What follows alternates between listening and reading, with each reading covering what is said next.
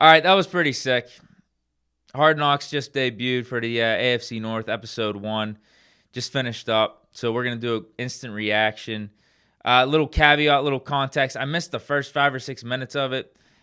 I was like in the app at 9 o'clock, ready to go, and the episode 1 wasn't loading. It just kept showing the trailer. So I had to close the app, reload it. That didn't work. I had to shut off the PS4, turn back on the PS4. That apparently worked. But I was like 7 or 8 minutes into the live, and it wouldn't let you go back.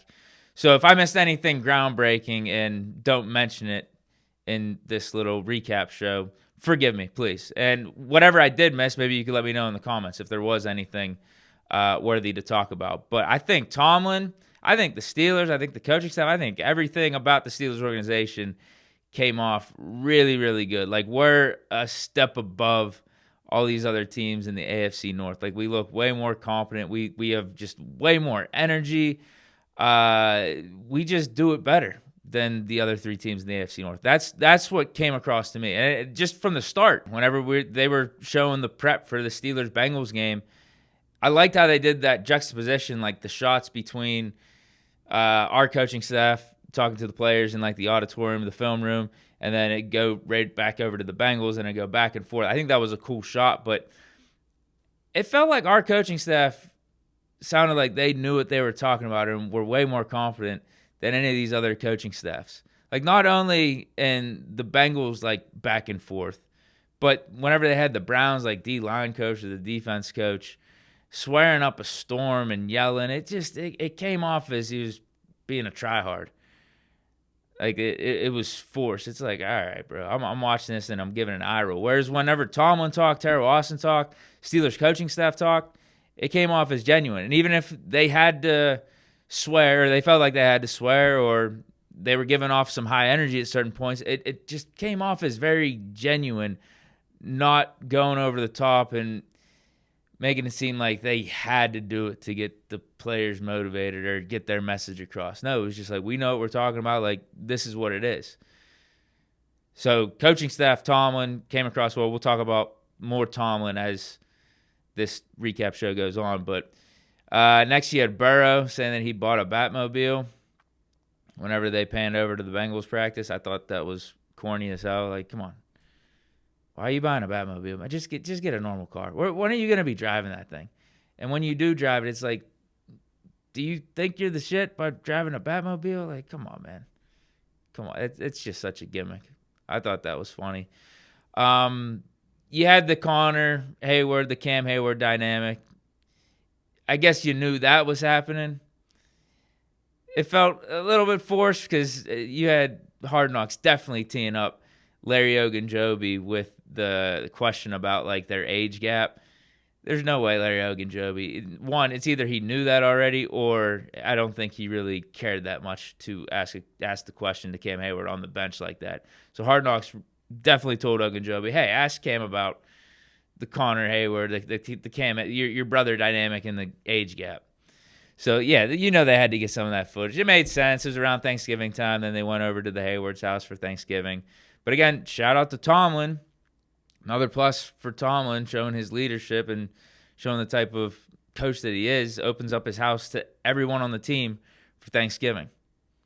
I was also impressed, I took this note, impressed with the quick turnaround of them getting the Steelers-Bengals game that just happened on Sunday. Now, they couldn't have the Broncos and Browns game. I guess they're not that good, but still, I think that's pretty damn impressive to have basically like this mini feature film, this feature documentary of a game that just took place on Sunday. And to top it off, too, having the game in the 4 o'clock window with the Ravens and Eagles also in this episode of Hard Knocks. So I was impressed with that. I mean, I guess that's why these guys are getting paid the big bucks at HBO. More Tomlin. First play of the Steelers-Bengals game, or first series of the Steelers-Bengals game, the one that I guess had the most impact was the pass interference, no call. Cam Taylor-Britt takes the pick back for a touchdown, but should have been flagged for pass interference because he whacked GP's helmet and pushed him to the ground. But it didn't happen. Tomlin, how he reacted to it, I mean, he was in Pickens' corner. And my takeaway from that was I can almost see, I think we got a little glimpse as to why Tomlin defends Pickens the way that he does with the media and after the games and stuff like that.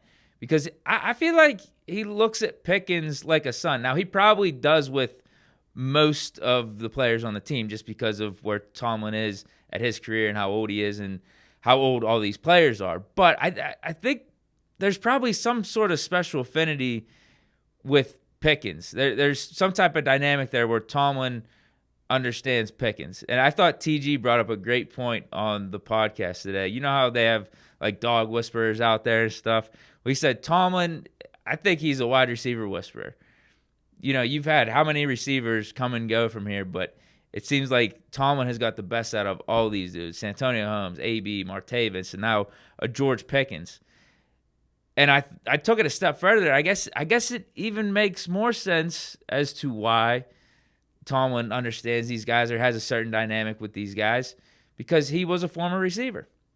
If there was one position on a football team that he could probably relate to the most, it is wide receiver, because that's what he used to play in college. But yeah, I just, how Tomlin reacted to the shitty pick six play, how he reacted and how he talked to Pickens, it just, yeah, I think it gave me a glimpse as to why he defends Pickens. He views him as a son. He gets him. He understands him in a way that no one else does. So he's gonna stick by his guy. But Russ, his response to that play, I thought that was funny, because I wrote down, he's just like us. You know how sometimes he can come off as robotish, and I'd expect maybe his response to be there. All right, we're on to the next play. Short memory. I'm going to thank God for this pick, because God's given us an opportunity to respond and overcome adversity. But no, he actually just said, yo, that was pass interference all day.